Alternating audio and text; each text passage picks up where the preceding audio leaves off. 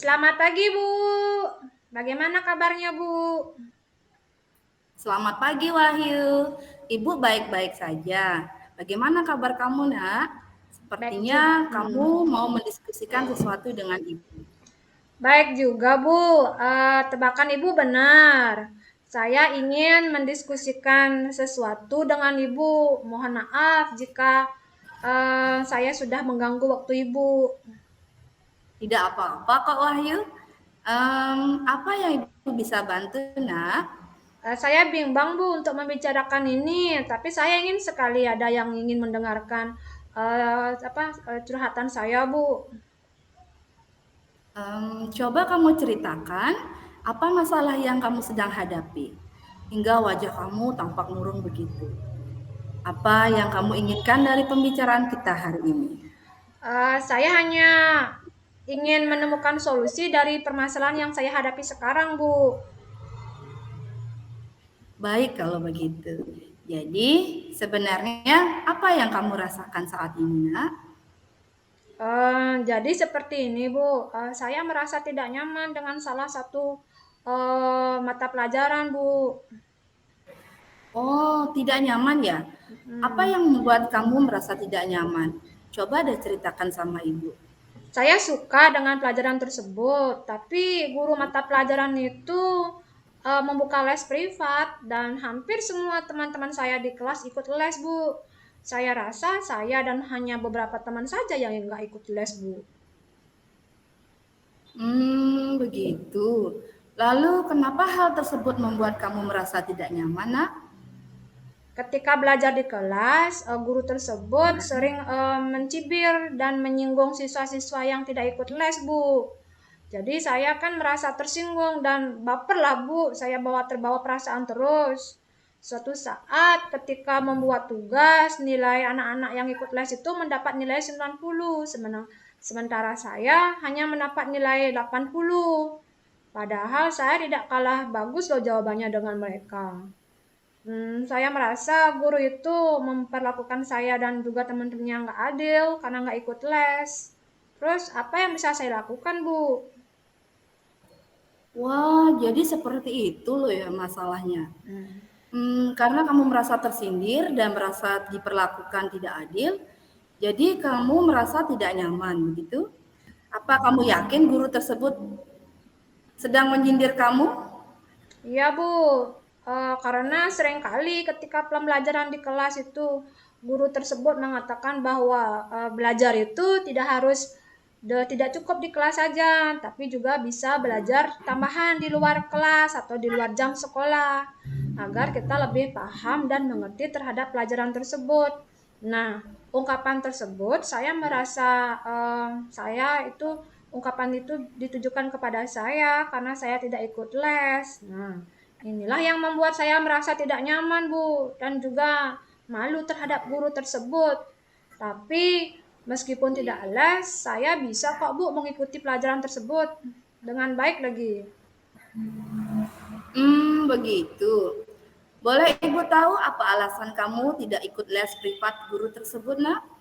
Sebenarnya saya ingin sekali, Bu, ikut les tersebut karena saya suka dengan pelajarannya, tapi karena keterbatasan biaya dan waktu saya nggak bisa. Ibu saya hanya bekerja menjadi pedagang sayur di pasar dan bapak saya juga seorang kuli bangunan. Saya ini bersaudara 5. Jadi saya yang pertama, saya anak tertua, adik-adik saya masih bersekolah. Jadi saya memutuskan untuk mencari pekerjaan untuk membantu orang tua saya. Saya ini menjadi pelayan toko di sebuah warung atau di sebuah toko di desa saya, Bu. Saya bekerja setelah pulang sekolah. Makanya saya tidak bisa ikut. Malam harinya baru saya bisa belajar, Bu. Saya hanya untuk mencari bekal sekolah dan juga untuk bekal adik-adik saya, Bu. Makanya saya tidak bisa Wow, ikut les. wah ternyata kamu anak berbakti di usia sekolah. Kamu sudah bisa bantu orang tua mencari uang. Ibu salut dan bangga dengan kamu. Selain mencari penghasilan untuk kamu juga peduli dengan adik-adik kamu. Dan satu hal lagi, kamu bisa bertanggung jawab sebagai seorang siswa, yaitu belajar. Nah, sekarang kembali pada permasalahan kamu. Menurut Ibu, ini hanya masalah kesalahpahaman saja, ya. Nah, hal apa yang sudah kamu lakukan untuk mengatasi masalah ini, Nak? Saya hanya bisa cerita dengan ibu. Jika saya bercerita dengan guru tersebut, saya takut nilai-nilai saya terpengaruh. Tapi jika saya diam saja, saya merasa saya tidak diperlakukan dengan adil dan saya tidak nyaman belajar di kelas. Ya, Ibu paham maksud kamu. Menurut Ibu, apa yang dikatakan guru itu ada benarnya. Selain di sekolah, tidak ada kok salahnya kita menambah pengetahuan kita di tempat lain.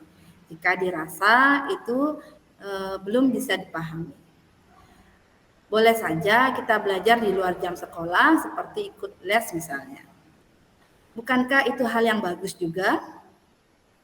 Tapi jika tidak bisa ikut les juga tidak apa-apa kok.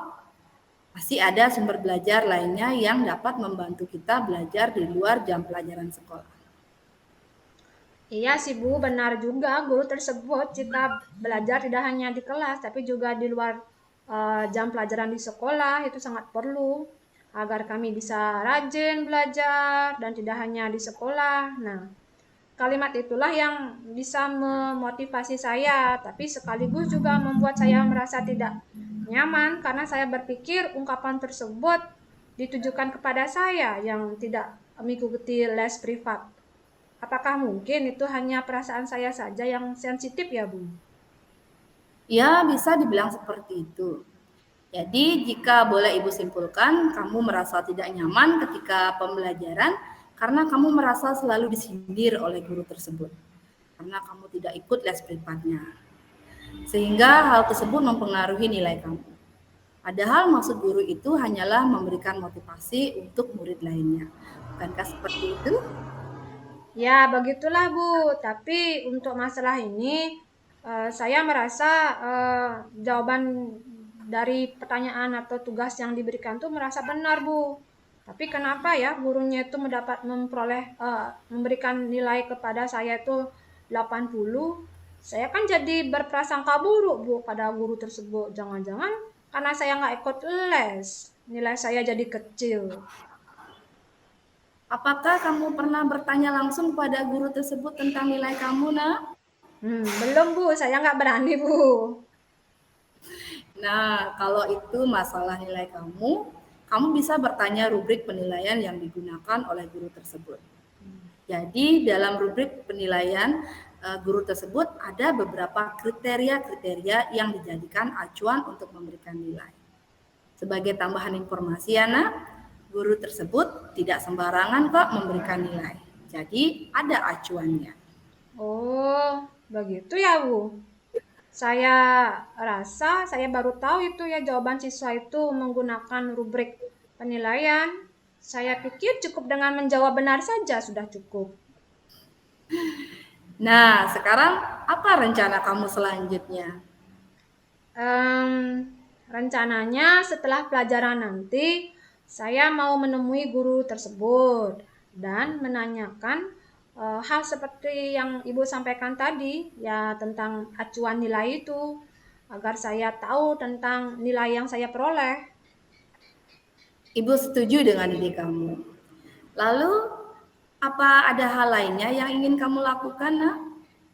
Mungkin saya juga akan bercerita tentang keadaan saya, Bu, yang tidak bisa ikut les seperti yang saya ceritakan tadi.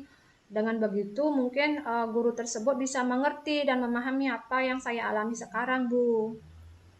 Tepat sekali. Ibu juga rasa seperti itu. Dan Ibu sangat mendukung rencana kamu ini. Untuk pembelajaran di kelas bagaimana? Apa yang akan kamu lakukan? Untuk pembelajaran di kelas, em, saya sudah berusaha, Bu. Saya berusaha dengan baik untuk mengikutinya dan menganggap apa yang diucapkan oleh guru tersebut merupakan kalimat yang memotivasi saya agar mau belajar lebih rajin lagi, Bu. Wah, bagus sekali. Ibu setuju dengan pemikiran kamu. Lalu sebagai bentuk komitmen kamu terhadap rencana kamu itu apa? Ya, karena Ibu sebagai wali kelas saya, mungkin Ibu nanti bisa mengontrol atau mengawasi saya ketika pembelajaran di kelas. Jika ada hal yang perlu saya perbaiki, ya saya bisa bertanya langsung kepada Ibu.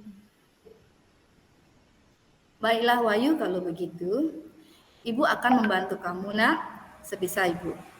Nah, bagaimana perasaan kamu sekarang? Apakah sudah lega? Ya, saya sudah merasa lega Bu dan bisa tersenyum kembali. Terima kasih Bu sebelumnya sudah mau mendengarkan cerita saya. Sama-sama Wahyu.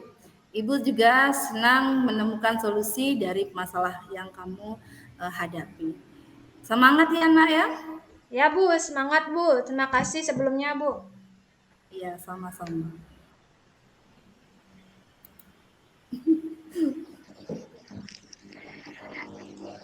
Iya, baiklah, saya di sini sebagai pengamat dari kucing yang dilakukan. Kucing yang dilakukan sudah bagus, ekspresif, dan bersemangat. Nah, dan terlihat juga di sana sudah menggunakan teknik tirta. Jadi dari segi tujuan dapat saya lihat di sana sudah disampaikan secara gamblang oleh Kuci bahwa dia ingin menemukan solusi dari situasi yang sedang dihadapi. Kemudian dari identifikasi saya simak bahwa coach terlihat memberikan pertanyaan-pertanyaan dan umpan balik yang mengarah pada identifikasi potensi Kuci, di mana Kuci di sini adalah Bu Wahyu. Kemudian di rencana aksi, Coach memberikan pertanyaan dan umpan balik mengenai rencana aksi Kuci dalam menyelesaikan permasalahannya. Nah, selanjutnya terlihat juga Kuci akan melakukan aksinya dengan menanyakan acuan penilaian yang dilakukan. Nah, di tanggung jawab terlihat Coach memberikan pertanyaan dan umpan balik juga kepada Kuci yang selanjutnya membuat Kuci bisa berkomitmen untuk mengikuti pembelajaran dengan baik dengan menganggap bahwa apa yang diucapkan oleh gurunya adalah kalimat motivasi agar dia rajin belajar. Nah, seperti itu dari saya.